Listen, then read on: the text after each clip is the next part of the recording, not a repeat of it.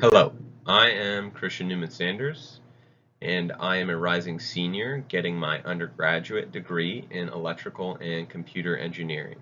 This summer, I did my research project on readout circuits design for integrated photonic photodetectors.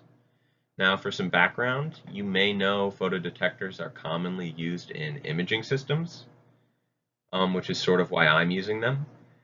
But in order to properly utilize them, you need to integrate them with something called a readout integrated circuit so you can take usable information from the photodetector. And this is sort of the main goal of my research project, which is to integrate a specific photodetector with a readout integrated circuit.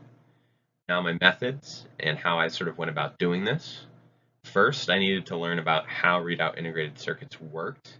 I also learned about how to design integrated chips because I wanted to sort of fabricate this later so it can be used for other things.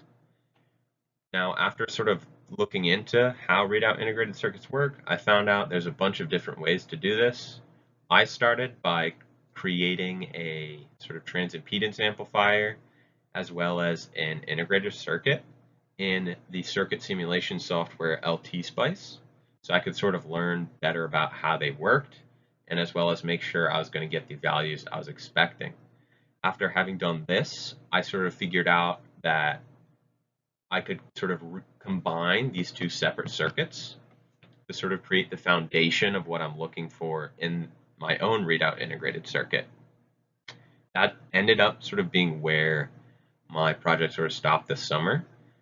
I plan on continuing this by sort of finalizing the design that I have so far. You can actually see it in the top right of my poster. It is the image to the left, the one on the right being the output, which is outputting what I expected, and that's in volts. After that, I plan on combining an array of these and sort of adding row and column selectors, as well as buffer circuits to give more control over the data that we receive. From there, I plan on sort of creating the circuit for fabrication and also so it can be used with sort of other projects.